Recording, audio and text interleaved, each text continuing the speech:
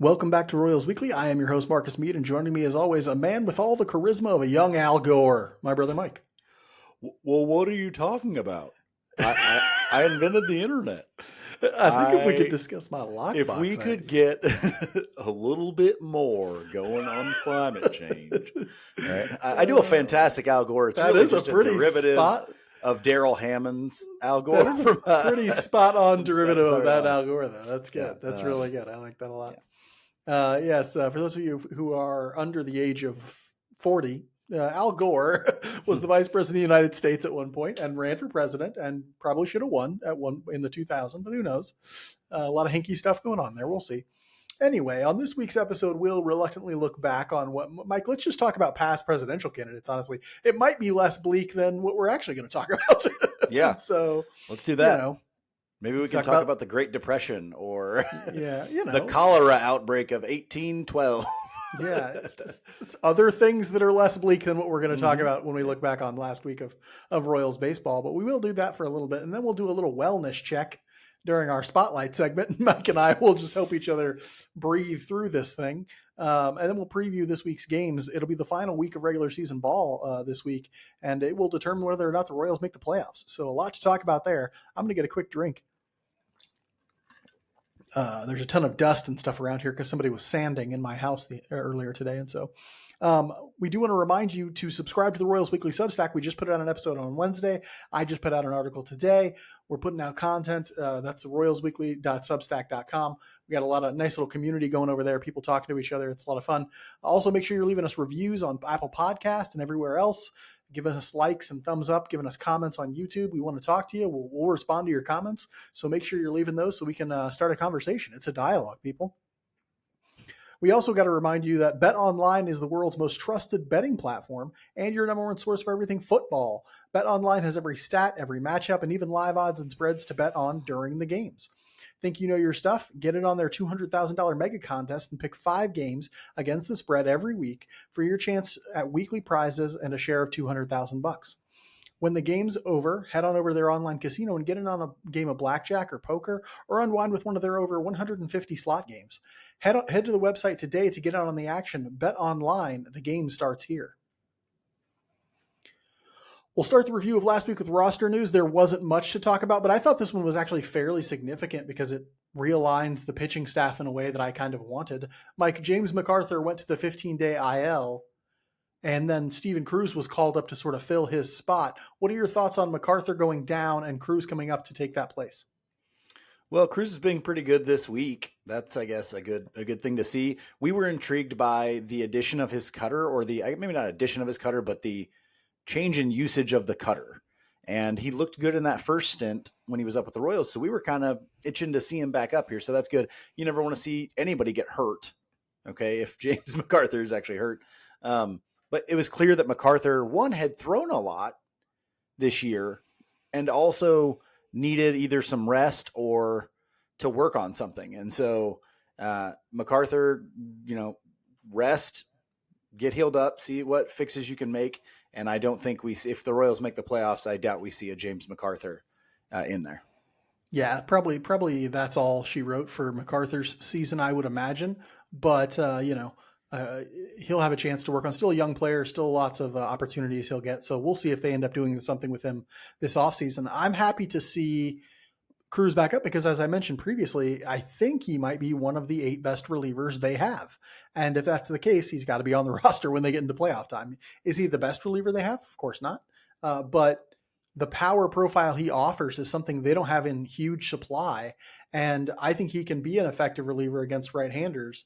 I want to see him up there more than I want to see James MacArthur. And apologies to our audience who watches this on YouTube. You will see me glancing to my right just a little bit. That is because the Chiefs are playing on this screen right over here, and I am keeping up with that as well. But yeah, Steven Cruz, I'm happy to see him. He's been good so far. The big key for me on him is he hasn't walked anybody yet at all this season for the Royals. He's only got 5 innings or something like that, but walks were an issue for him in AAA. And if he can just throw strikes, I think he has a good chance to be effective. On the field this week, the Royals got into the nightmare creation business by going 0 for 6. Yeah, that's right. Winless week this week. Haven't seen that since the previous 7-game losing streak. They are currently on a 7-game losing streak. This leaves their overall record at 82-68, which should sound very familiar because we said that same thing last week. Or no, wait, sorry. It's not 82-68. It's 82-72, I think, or 74. I forgot to add the losses in there. My bad. Yeah, I believe it's 82-74 at this point.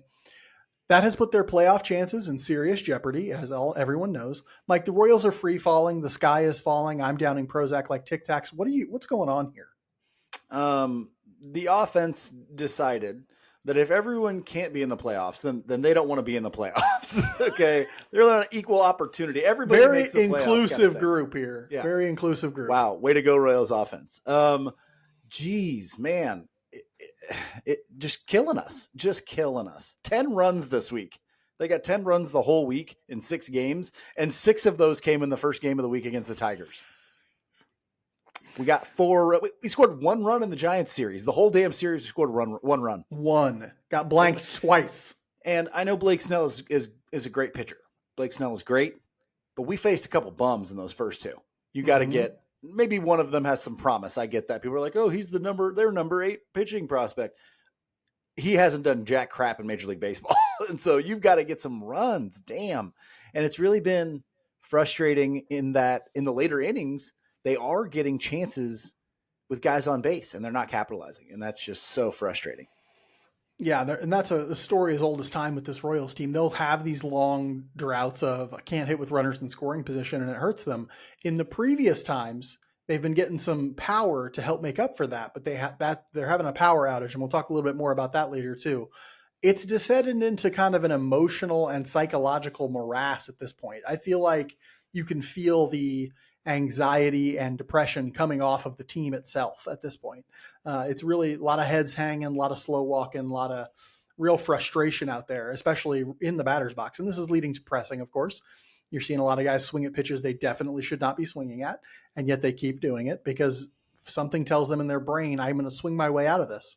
It's rough to see, and it's sort of it's also, of course, spread to the fan base, and maybe it spread from the fan base to the players. I mean, who knows? we were quick to go to the psychological morass. Well, we've been hurt before. We have been. There's trauma there. I'm not going to lie. There's trauma there. But it's tough. Mike, that being said, it was a rough week, but there were maybe a couple strong performers. It was really tough to find strong performers this week. Who did you go with? You went with the obvious one. Who's the only offensive player doing anything? Well, there was probably maybe 2 offensive guys that you could go with. But I thought about going with MJ, but he only had 10 plate appearances. Yeah. But I went with Bobby Witt Jr. because if you'd said, hey, Bobby's going to kind of break out of the mini funk, he's never in too big of a funk now, but if he was going to break out of that little lull he was having and the team's still not going to score any runs, I'd be like, what? How the hell could that happen? Like, that's everyone else isn't hitting. Everyone else is not going to hit this week. And so, that's it was good to see him tap back into some power. Good to see him take a few walks, stole a couple bases too. 8 for 19, 2 doubles, 1 home run, 5 RBI. He drove in 5 of their 10 runs this week. Half.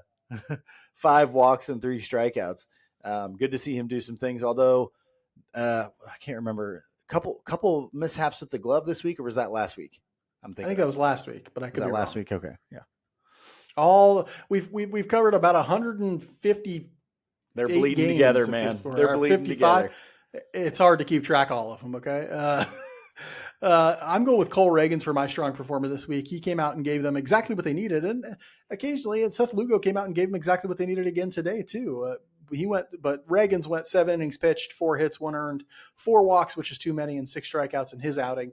Reagans was what he is, and it's nice to see him still performing despite the fact that it does look like his fastball is waning just a little in velocity as he's gotten into the back half of the year. He's also learning to use that velocity more strategically, I think, but he's doing what he needs to do to give the team chances to win. They just aren't scoring any runs for him. And as a result, you end up losing a game 2-1 or, 2-0 or whatever that, is going on. And so Reagans is doing everything he can. He should be applauded for the fact that he's performing so well, despite the fact that he is way over his personal best in innings pitched in a season. way, way over it. They all are. I mean, Lugo went over 200 innings today, which the Royals haven't had a guy throw 200 innings since like Which nobody 2018. does anymore. Nobody does it. Nobody's going over 200 innings. And so, yeah, it's one of those things that's like, we've talked when worried a little bit that the rotation might get gassed at the end of the year. I think you're seeing that from a few guys. I think Singer's one of them, but Reagans is still out there just cutting guys up, which I love to see. Mike, who's your weak performer? Where that was an easy choice. There were lots. It's like a veritable buffet of weak performers. I went with Hunter Renfroe because without Vinny Pasquantino, we knew we were going to need something more from the corner outfield. MJ and Hunter Renfroe were going to have to step it up, and MJ had a run where he was pretty good and he's been okay, but Hunter Renfroe was doing okay, got hurt, hasn't done anything. And so it's really rough. He was 1 for 16 this week, no extra base hits, 1 walk and 5 strikeouts. You and I talked about kind of the adjustments that it looked like he had made in the length of his swing. Mm-hmm. And now I'm wondering if we're not seeing a lack of power due to those adjustments. I know he was doing good there for a while, but the season is long and he is old. And he is old. So, had he created that long swing because he knew deep into seasons he was going to need it?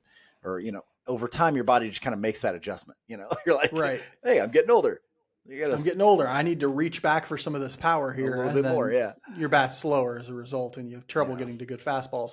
And it could just be that he's reverted back to it. I mean, a lot of times adjustments happen, and they do well for you, but you're used to that thing that you did for years, and it's really tough to permanently break out of that. And so, Renfroe's been real rough. Mentally as well. Same thing goes mentally. You make a change mentally, it's easy to slide back into that old way. Oh, I know that. Mentally, I've been trying to make changes for decades, but it's all just busted junk up here. Renfroe, I put out a stat today on Facebook, or not Facebook. What am I, 70?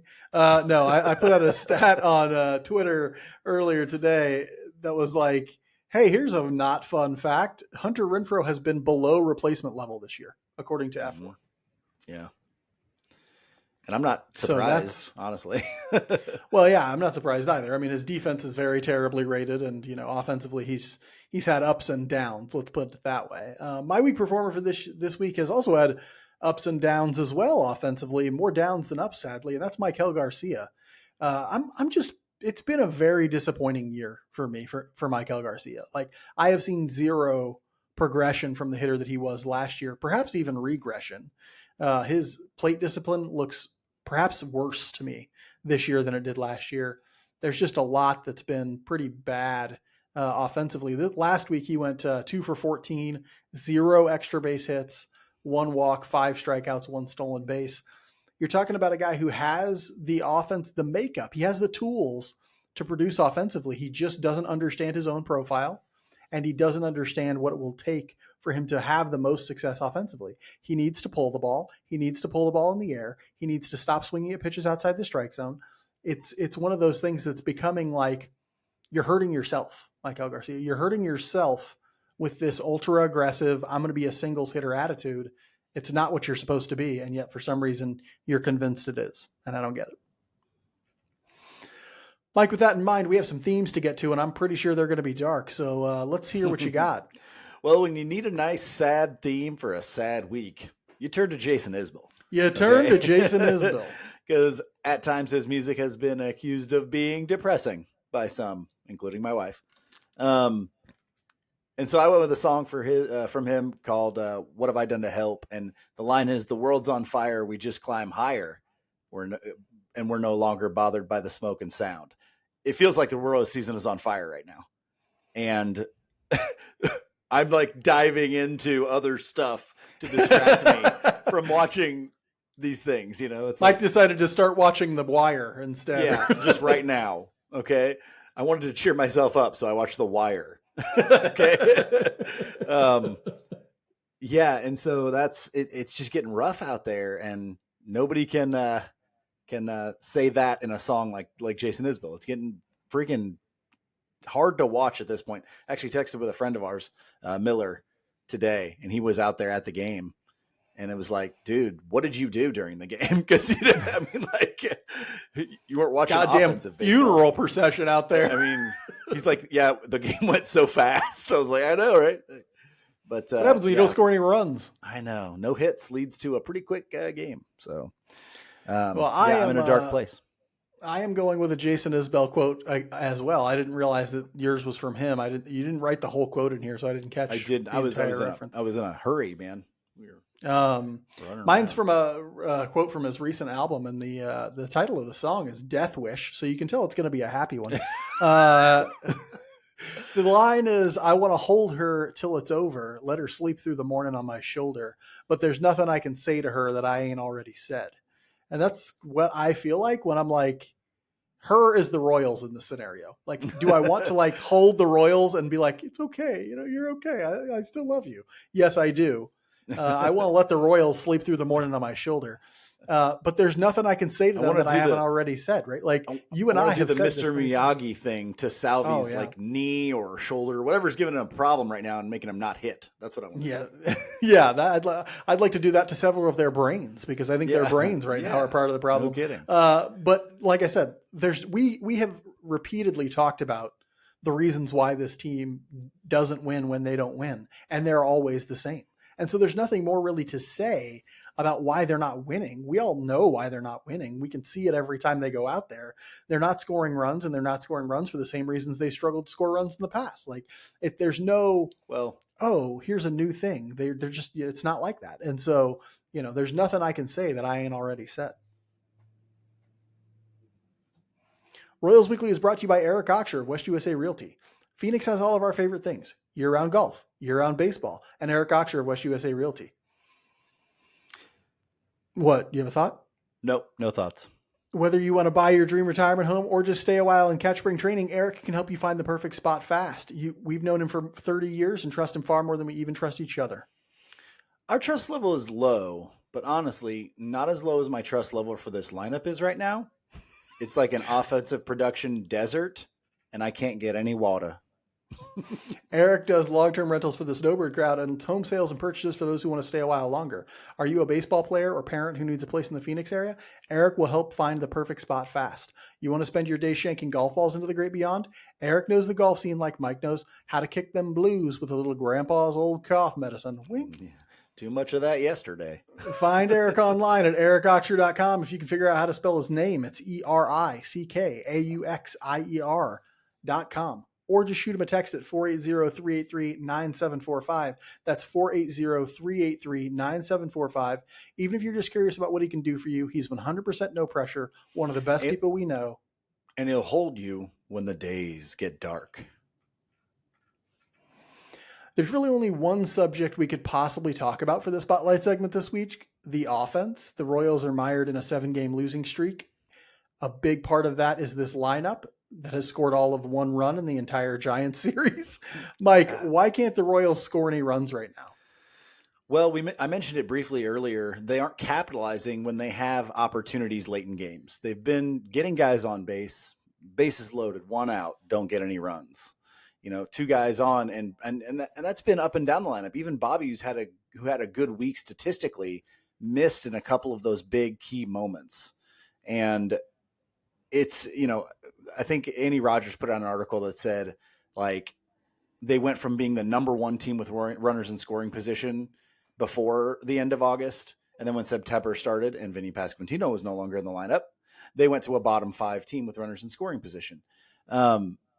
That's not like everything, but this team changed when Vinny left. It really did. He was their offensive stability was largely placed on his bat and his situational ability to drive and runs. And so it's gotten scary. I know they tried to patch it over with bringing in those other guys, but it's not working. It's less consistent now, and it wasn't all that consistent before. Yeah, it's giving 1981 Dodge Dart that's held together by duct tape. That's what it's giving. You know what I'm saying?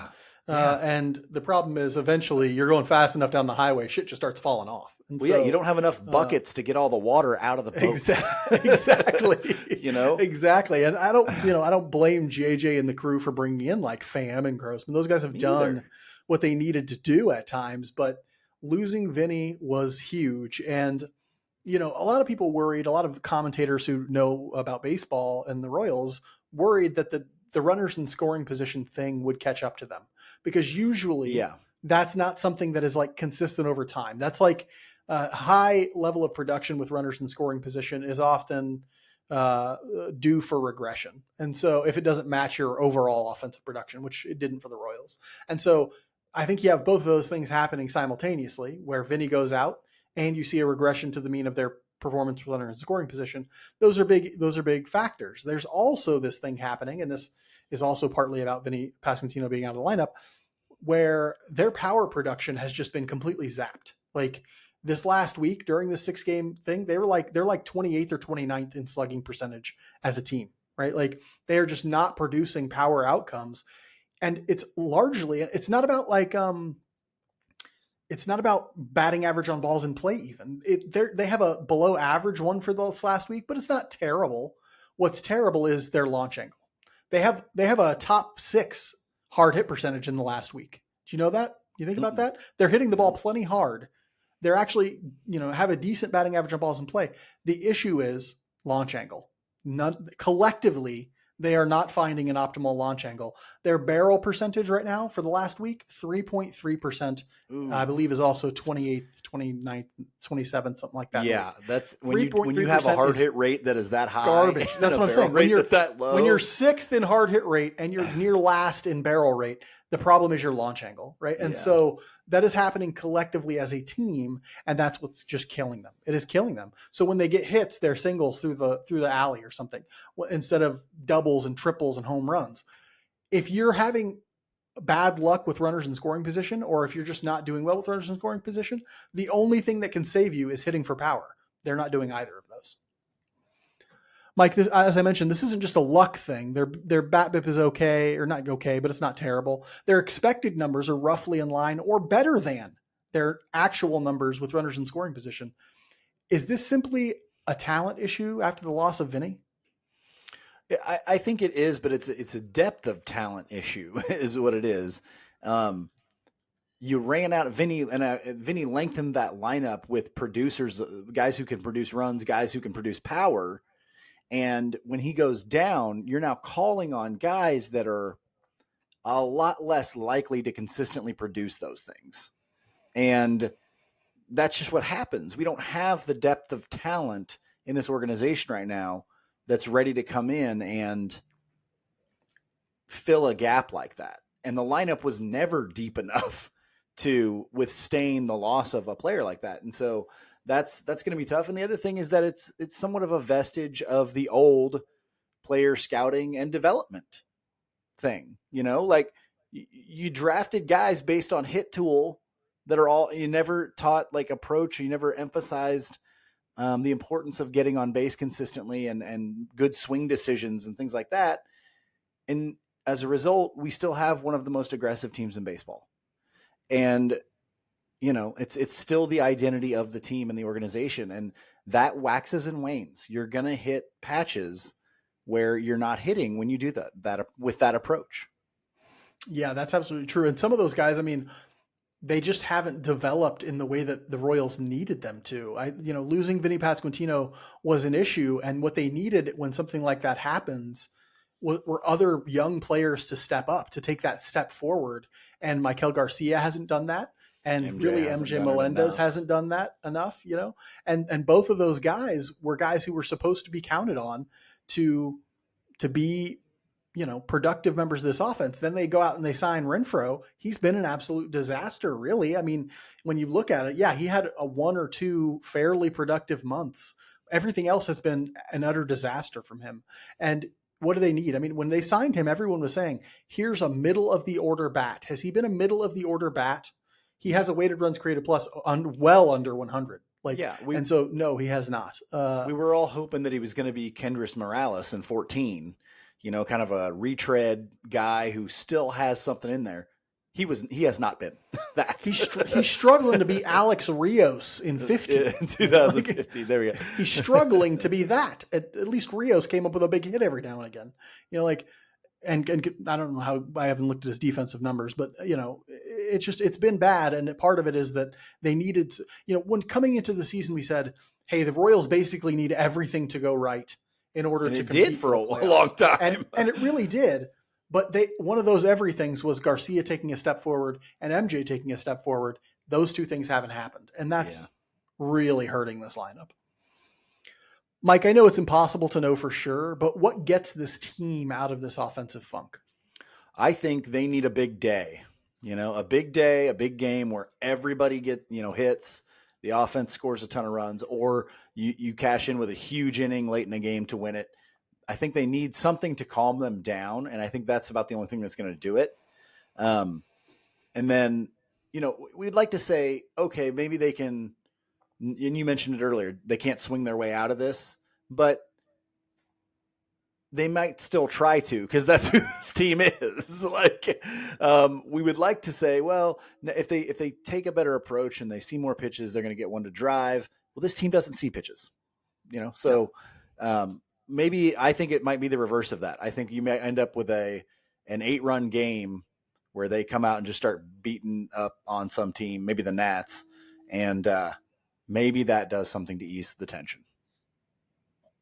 I do think that they can't swing their way out of this. I think that they're going to try because that's who they are, but that hasn't worked for a week, and it's going to continue to not work. And so the question is, what gets them to shrink their zones? That's what they need to do. Like, I agree with you, they need to have a big game, but in order to do that, they got to shrink their zones significantly and start thinking, I'm swinging in here at this tight little spot, not way the freak out here. Okay. I think that that's going to be a part of it. I'm tired of watching guys. Today I watched Michael Garcia swing at like 3 fastballs up in the zone, missed all 3, I think, or no, maybe it was 2 fastballs up in the zone he swung at, missed both of them, and then struck out on a curveball in the dirt. It's just so many fastballs that are up that they can't touch. And even if they do touch them, sometimes Salvi will swing at one up there. It's like maybe it's technically in the strike zone. It's just a pop-up. It's just like a lazy fly ball. Mm-hmm. There's nothing you're doing with that. The outcomes are never going to be good. At all good. So why are you swinging? Like, they just don't get it yet that the notion of swinging at premium pitches is about what kind of outcomes you can get when you swing there, right? It still looks like they're just like, well, I can make contact with that ball. Sure you can. You can make shit contact with that ball. Anybody can make contact with that ball. And so it just drives me crazy when I see that. And that's really what this last half of this week has really been like, because they're convinced they're going to swing their way out of this. Royals Weekly is brought to you by All In Physical Therapy. You already know that All In Physical Therapy turned our mom into Andre the Giant with wheels. But what you don't know is that mom loved her experience there because the personal attention she got from Tommy and the staff at All In. They guarantee a specialized one-with-one experience to suit the needs of patients recovering from total joint surgeries, sports injuries, or any kind of injury or pain. Right now, my only pain is from lack of run production. Yeah, that's and true. It hurts pain. deep. It hurts Buddy, deep. I thought I was having an ulcer watching that offense today. No kidding. All In Physical Therapy is owned and operated by Tommy Freevert with locations in Blue Springs, Lee Summit, and Belton. But most importantly, they're in network for nearly all insurance providers. I may need some of that in-network stuff soon to treat this raging case of disappointment. Yeah, I'm in my feels right now. Yeah, me too. If you're a high school athlete recovering from injury or someone bouncing back from with a brand new hip or knee, check out the best physical therapy in the KC Metro at allin-pt.com. That's ALLIN-pt.com. Or give them a call at 816-427-5300. That's 816-427-5300. There is 1 week remaining of the 2024 regular season, and it will determine whether or not the Royals make the playoffs. Currently, I just looked up the standings a second ago, but now I've forgotten them. Currently, the Royals are basically tied with the Tigers for the second and third wildcard spots, though they have the tiebreaker among those two. And I believe they're 1 game up on, who is it, the Twins? Now I've forgotten. The Twins, yeah. Or no, it's a half a game, isn't it? Half a game up on the Twins. Something like that. And so they're technically in still a little bit up on the Twins there. But they have 1 week, 6 games left. After a day off on Monday, to hopefully go to see a shrink or something. I don't know. They'll hit the road for a 3-game series in Washington against the Nationals. Then it's on to Atlanta for a 3-game set against the Braves. Mike, tell us about the Nationals. Can the Royals get some wins here? Well, first, let me clarify one full game up on the Twins. Yes, this is a place where the Royals should be able to get some wins. And that is a little bit reassuring. And there are some good things in the other people's schedule that we need to lose. I think it's Detroit or Minnesota, I think, ends with Baltimore, 3 with Baltimore. Pretty good team. So there's some solid schedules for those other guys. But the Nats are 4th in the NL East at 69-86. They kind of packed it in. They sent C.J. Abrams down. Did you see that? I did see that, which I thought a little was weird. Odd. But maybe it's like hey, this is a message, kid. Maybe. It's going to be Cole Reagans versus Mitchell Parker, a 24-year-old left-handed pitcher out of San Jacinto Community College. 4.44 ERA and a 1.30 whip in the first game. Parker's got a 4-seam fastball in the low 90s, a curveball, a split finger, and a slider. Fastball's no good. The curveball and the slider are pretty good, so the breaking stuff is good from a lefty there. So we don't hit lefties well, but we got a pretty damn good lefty going in that one too. So hopefully we can scrap out some runs. Don't know who the Royals are putting up there in that second game. You got any idea? Is it going to be a Marsh Lynch? I don't know if it's a Marsh Lynch or if maybe they're thinking about bringing what's-his-face back, Lorenzen. Oh, yeah, Lorenzen could be that. Or Lawrenson. What is it, Lawrenson or Lorenzen? It's Lorenzen. It's Lorenzen. Yeah, but the Nats will put up DJ Hertz, a 23-year-old lefty out of Terry Sanford High School in Fayette, North Carolina. Fayetteville, North Carolina. 4.3 ERA on him and a 1.27 whip. Somewhat similar profile. He's got a 4-seamer in the low to mid 90s, changeup, slider, knuckle curve for him. Good fastball, weak everything else. Yeah, they're weak in their starting rotation just overall. So except for this next guy, he's pretty good. Or he used to be this pretty next good. guy is awful. Now. Oh yeah, he's 1,000, isn't he? He's 35. Yeah. Diamondbacks for a long time, wasn't he? Mm-hmm. Yeah. Michael Walker against Patrick Corbin is the guy we're talking about. 35-year-old lefty out of Chipola Junior College, 5.58 ERA and a 1.51 whip. He is not a hard thrower. He's not a gas machine here. 91 to 92 mile-an-hour sinker, a slider, a cutter, a 4-seamer, a changeup, and a curveball. Might be the worst pitcher in baseball, Mark says. Okay. Might be the worst pitcher in baseball. I think this year's Jordan Lyles. He made 31 starts this year with a 5.5 ERA. Very good. That is Lyles-esque. That is Lyles. Awful. They're all negative. The run values on all of his pitches are negative except for his slider. His sinker has a negative 16 run value. Yikes. Yeah, that's how bad Patrick Corbin is. He is the worst. Anyway, after the Nationals, they get to go face the Braves, who are also fighting for a playoff spot right now. They're 85-71, third in the NL East. Offensively, they are an league average team, 100 weighted runs created plus, which is good for 17th in Major League Baseball. They're getting good years from Marcell Ozuna, who's got a 160 OPS plus, Matt Olson, who's got a 118 OPS plus, but they're a very injured lineup. I'm blanking on the dude's name now. Ronald Acuna Jr., he's out. Who else? They got a couple other guys who are key to their offense who are out. Meadows? No, I forget. They're just they're very hurt right now, and so offensively they've struggled a little bit. Their pitching, on the other hand, is one of the best in baseball. They have a 3.53 ERA, which is good for second in Major League Baseball. They're getting an amazing resurgent comeback year from Chris Sale, who has been, he's a Cy Young candidate in the National League. And so, he's obviously great, tall, lanky lefty. Max Fried is very good, having a good year. Spencer Schwallenbach is having a pretty good year for them as well, but they're also a little hurt in the rotation. They've still done pretty well as an entire staff, but they're not running out 5 consistent rotation pieces that are real good. So hopefully the Royals get lucky and avoid Chris Sale and Max Fried, and maybe they can, balls out. Okay, sorry. Sorry, I'll cut that out. We're cutting this out in post. This is just going to be for the YouTube people. Yeah, just for the YouTube subscribers. Sorry, YouTube people. Anyway, hopefully they can grab a 2 or 3 from the Braves and pave their way into the playoffs. We'll end this week's episode like we end every episode with the Just About Outside segment where we talk about something that is interesting to us outside the world of baseball. Mike, you, I believe, just got back from the lake. Tell me a little bit about your weekend. It wasn't really the lake; it was Branson, Missouri. But Oh, sorry. that was My I apologies. should just scrap this one and use that play you just commented on, Yeah. because they're going to get a penalty for illegal kicking, which you never see in the NFL. So that's interesting. But Saved a turnover, though. That's right. Yeah, that's wild.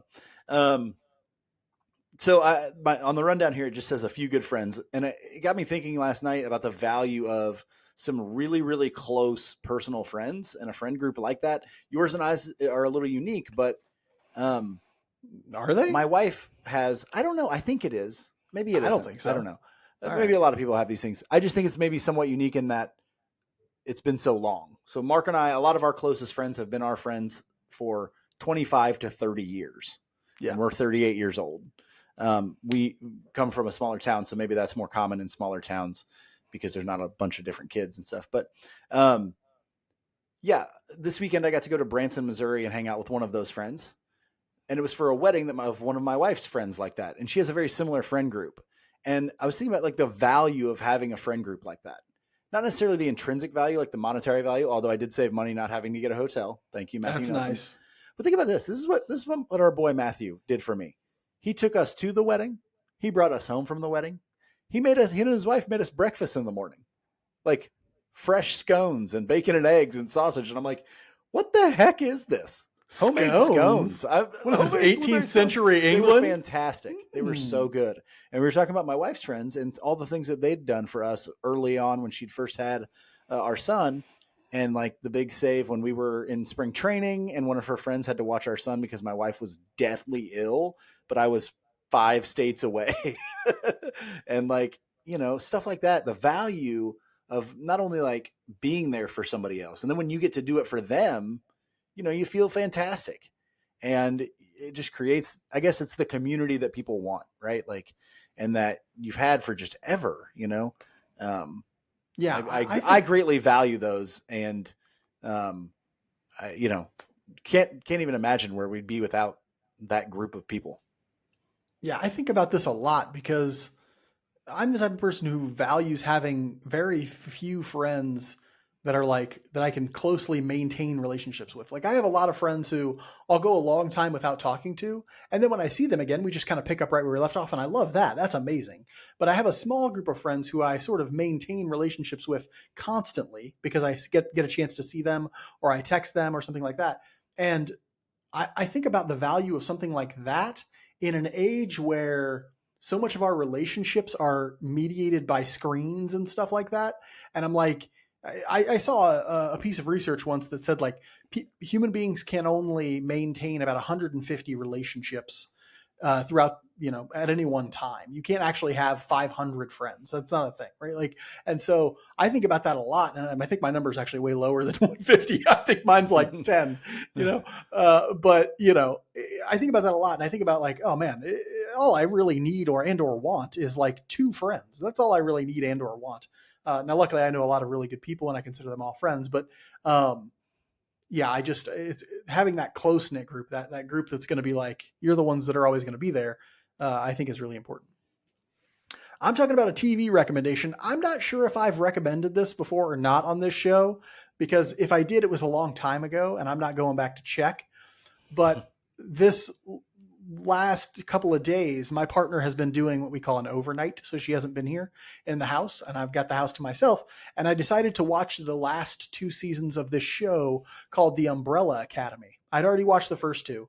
And this show, if you haven't seen it, it's on Netflix, is so effing good. I can't describe it to you. It's like wacky and funny and dramatic and action packed, and it's just really, really good. It stars Elliot Page and a bunch of actors you've probably never heard of, I'd never heard of, but who do a fantastic job with this role. It's actually based on a comic book written by a guy named Gerard Way, who, if you don't know, is the lead singer for My Chemical Romance. He wrote a comic book. I did not know that. It was very successful, or a graphic novel, I can't remember. It was very successful, and then they made this TV show out of it, and it is just insanely good. If you're into any sort of storytelling that is very off the wall, that is like, so it's technically superhero, but it's not anything like you would ever really think of superhero stuff. And so it has a very different take on a lot of this sort of stuff. And so if you're into that sort of thing, uh, go ahead and watch it. It is just, don't, it's obviously not for kids, because they do a lot of like drug use, and there's some, language and tons of very graphic violence. But I highly recommend it. It's really, really good. Yeah, I watched the first season of that, and then I didn't have Netflix anymore, so I That's haven't rough. been able to finish it. But maybe one of these days, if we get Netflix again, I'll go back and rewatch it. Yeah, we'll do it. It's done now. I just finished watching the fourth season, and that's the last season. And I was thinking, like, that's one thing that we don't talk about enough with the Netflix, the streaming services. We talk about like, oh, they put a ton of money into getting these big stars and to do deals with them or whatever. Elliot Page was huge when he started with Netflix in that series, but it gives opportunities to those other actors to become to like really step on stage and say, hey, I can act, and in these very good productions that Netflix is doing sometimes. Yeah, it kills me that Netflix cancels so many of their shows so quickly, but they Yeah. do get a chance to showcase a ton of really good talent in some of these shows. And so, yes, Elliot Page is the person who is listed as the big headline star, but interestingly, it is really an ensemble cast. Elliot Page has no more lines, in fact, probably has fewer lines in most of the episodes than everyone else. And so you get to see amazing, is an amazing performer unto himself. Obviously, if you've never seen movies like Juno or Hard Candy or East or anything like that, go watch Inception. those. Inception, incredible films that Elliot Page is in. But there's another person who I don't know his name, but he plays the role of Klaus, and Oh, he is good. he's That was the really good. yeah. in the Umbrella Academy, and yeah, it's just a really amazing and well written show. So I highly recommend going to do that. Go ahead and watch it. You'll enjoy it. I promise. That's all we have for you this week. We got to get back to watching this Chiefs game because they need us. I feel like they need I feel like our they need eyeballs on the this game. energy. They need the energy Yeah, they need from the us. energy Here we're we go. bringing. Thank you so much for joining us here on Royals Weekly, presented by Bet Online. We will be here again next week. No matter what, we'll be here next week. That's No right. matter what happens, No matter what, we'll be there. We'll also be there on Twitter this week and Threads and everywhere you need us to be. We're here for you as much as we can be. So thank you so much for joining us. Be good to each other. and go Royals.